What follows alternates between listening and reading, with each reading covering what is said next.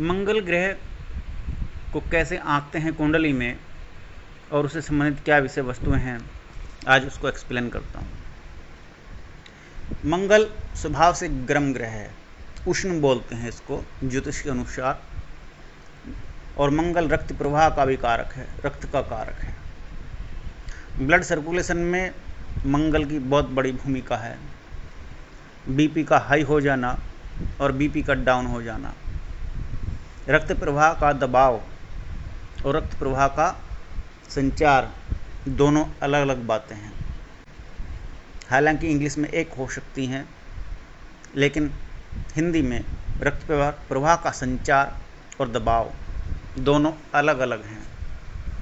BP से, blood pressure से रक्त के दबाव के बारे में पता लगता है, और संचार से किसी ऑर्गन में संचार हो रहा है या नहीं हो रहा है, इसके अनेकों कारण हो सकते हैं।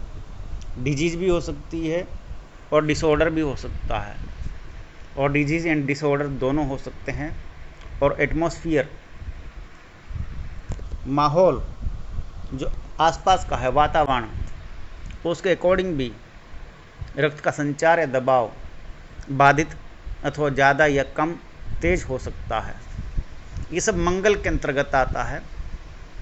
और रक्त से संबंधित जितनी व्याधियां हैं, जितनी बीमारियां हैं, वो सब भी मंगल से ही देखी जाती हैं। जैसे चर्म रोग, जैसे कैंसर और ब्लड कैंसर, रक्त का बनना या न बनना, या रक्त में कोई विकार या विषाणु या कोई अन्य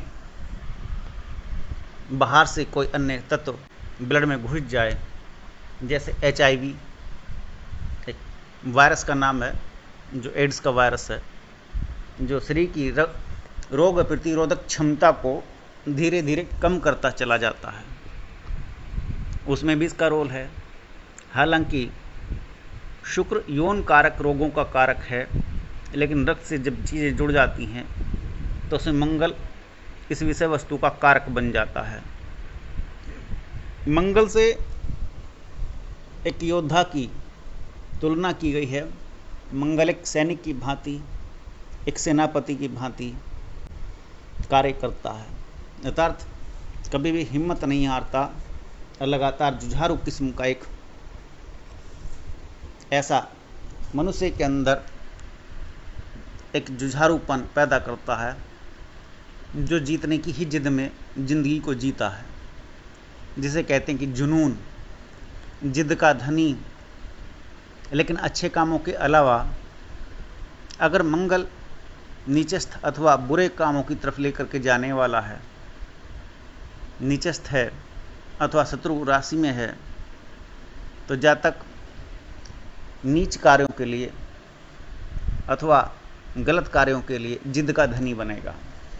अगर मंगल अच्छा है तो जीवन में उन्नति और समृद्धि के लिए हिम्मत, साहस, पराक्रम, इन सब को प्रदान करेगा। जितनी भी रिस्क लेने की क्षमता है वो मंगल से आती है। मंगल के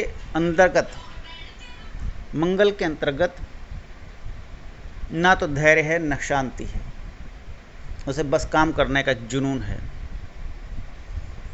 और वो सिर्फ उस तरह से चलता है जैसे गेंडा नाक की सीध में, अपनी सींग की सीध में चलता है। सूअर भी अपनी बिल्कुल सीध में देखता है और गेंडा भी सीध में देखता है। मंगल के दो गुण बड़े विशेष हैं और ये इसका फोकस निर्मित करते हैं। मंगल उस विषय वस्तु को भी बतलाता है जब कोई घाव होता है, जहाँ घाव लग जाए, और वो घाव दोनों तरह का हो सकता है।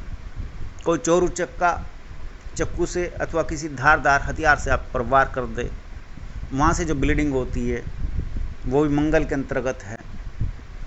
और अगर कोई डॉक्टर आपका ऑपरेशन करता है और इलाज के दौरान कहीं कट लगता है और ब्लीडिंग होती है, वो भी मंगल के अंतर्गत है।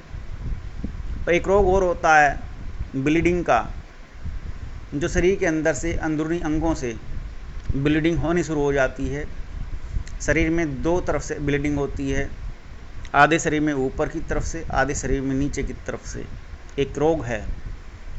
तो इन रोगों में जब ब्लीडिंग होती है तो नीचे के अंगों से भी ब्लीडिंग हो सकती है, अर्थात बवासीर भी हो सकती है। जो यौन अंग हैं उनसे भी ब्लीडिंग आ सकती है। जो शरीर के ऊपर के हिस्से हैं, नाक, कान, मस्तिष्क और अंदरूनी अंगों में जितनी भी जहाँ कहीं भी ब्लीडिंग होती है वो भी मंगल से ही आती है। मंगल अंदरूनी अंगों का कारक नहीं है, लेकिन वो ब्लीडिंग का कारक है। अंदर की ब्लीडिंग के लिए शुक्र के साथ बहुत सारे कारकों को देखना पड़ेगा। काम, क्रोध, लोभ, मद और मोह, इनकी अधिकता अंदर के अंगों को फेल कर देती है, जिसको कहा गया है कि अधिक तनाव उत्पन्न हो जाने पर या अधिक दबाव उत्पन्न हो जाने पर कोलेस्ट्रॉल शरीर के अंगों में विकृति उत्पन्न करता है। और ये विकृति का जो रिजल्ट, परिणाम सामने आता है, ये मंगल के फलस्वरूप दिखाई देता है। मंगल दक्षिण दिशा का स्वामी है और पित्त प्रकृति है। पित्त के बिगड़ जाने से जितने समस्त रोग होते हैं वो मंगल के अंतर्गत आते हैं, जिसमें चर्म रोग प्रमुखता से अपना स्थान रखता है। फोड़े, फुंसी, एक्जिमा, दुनिया भर के तमाम चर्म रोग और बिगड़ैल चर्म रोग वो शनि और मंगल के दोनों के कॉम्बिनेशन से आते हैं। कुष्ठ रोग राहु और मंगल और शनि तीनों से उत्पन्न होकर के अपना प्रभाव डालता है। राहु, शनि और मंगल जब ब्लड में हलचल मचाते हैं तो जातक को कैंसर की भी संभावनाएं बनती हैं। मंगल के सूर्य, चंद्र और गुरु मित्र हैं, बुध शत्रु है। मंगल की जब दशा अंतर्दशा बुध की महादशा के अंतर्गत आती है अथवा किसी ऐसे ग्रह के अंतर्गत आती है जो उसका अपोजिट शत्रु है, अपोजिट है, तो जातक को कठिन रोगों का या जीवन में विषम परिस्थितियों का सामना करना पड़ता है, जैसे कि शनि में मंगल या मंगल में शनि, मंगल में बुध या बुध में मंगल, राहु में मंगल या मंगल में राहु। इस तरह के कॉम्बिनेशन में मंगल अपना प्रतिकूल प्रभाव दिखलाता है। ऐसे में जातक के अंदर धैर्यहीनता हो जाती है, साहस भी जल्दी छूटने लगता है, निराशा भी उत्पन्न होती है, रोग भी आते हैं, जीवन में परिस्थितियाँ भी विषम होती हैं और शरीर की क्षमताएं भी कम हो जाती हैं काम करने की, प्रेशर को झेलने की। तो ऐसे में मंगल का क्या रोल है कुंडली में, जन्मपत्री में, ये महत्वपूर्ण स्थान रखता है। जब मंगल के बारे में अध्ययन करते हैं तो ऐसा लगता है कि मंगल ही समस्त मूल कारकों में 70% स्थान लिए हुए है, क्योंकि मंगल 3 घरों को देखता है, 4, 7 और 8। और चौथा स्थान वो है जहाँ मंगल स्वयं बैठा है, जहाँ बैठा है वहाँ से 3 घरों को देखता है, चतुर्थ घर को, सप्तम घर को, अष्टम घर को। अगर लग्न में बैठा है तो 4, 7 और 8 को देखेगा। एक साथ सुख के 2 घरों को, माता के और पत्नी के, चौथे और 7वें घर को देखता है, अष्टम घर को भी देखता है। तो वहाँ से संबंधित भिन्न भिन्न प्रकार की जो परेशानियाँ हैं वो सामने नज़र आती हैं। पत्नी के साथ भी ना बनना या माता के साथ भी ना बनना। और अष्टम भाव में जब मंगल की दृष्टि होती है तो कई बार धन की कमी भी करती है। और मंगल ऋण का भी महत्वपूर्ण कारक है।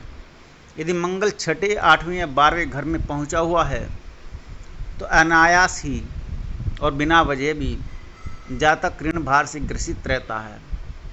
ये देखने में आता है, हालांकि पुस्तकों में नहीं है, लेकिन ये सिद्धांत बतलाता है कि ऋण भार कहीं ना कहीं कोई ना कोई कर्ज मंगल के डाउन होने की वजह से जीवन में बना रहता है।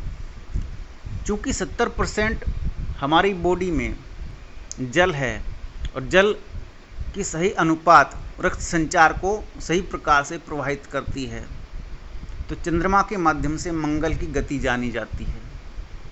अर्थात मंगल अपना कैसे कैसे क्या प्रभाव देगा तो चंद्रमा को भी साथ में काउंट करना पड़ता है। चंद्रमा महत्वपूर्ण है संपत्ति बनाने में, मंगल महत्वपूर्ण है संपत्ति को कैसे निर्मित करना होगा अथवा कैसे निर्मित होगी, ऋण भार से अथवा पैतृक संपदा से, तो मंगल उस बारे में अपना गुण दोष बताता है। मंगल के होने से कुंडली में बहुत सारे इम्बैलेंस और बैलेंस एक पक्ष में अथवा दूसरे पक्ष में चले जाते हैं। जैसे महाभारत में कुछ पांडवों के और कुछ कौरवों के पक्ष में चले गए, उसी प्रकार से मंगल अपनी केवल एकमात्र अपनी स्थिति से पूरी कुंडली को दो भागों में बांटने की क्षमता रखता है। जैसे कोई मनुष्य यदि आशावान है, उत्साह रखता है, तो विषम परिस्थितियों को आसानी से जीत जाएगा, और केवल उसका आशा और उत्साह और हिम्मत ही खो गई तो भले ही वो जीतने वाला हो तो हार जाएगा। तो मन के हारे हार है, मन के जीते जीत, इस बात को मंगल पूरी तरह से सिद्ध करता है।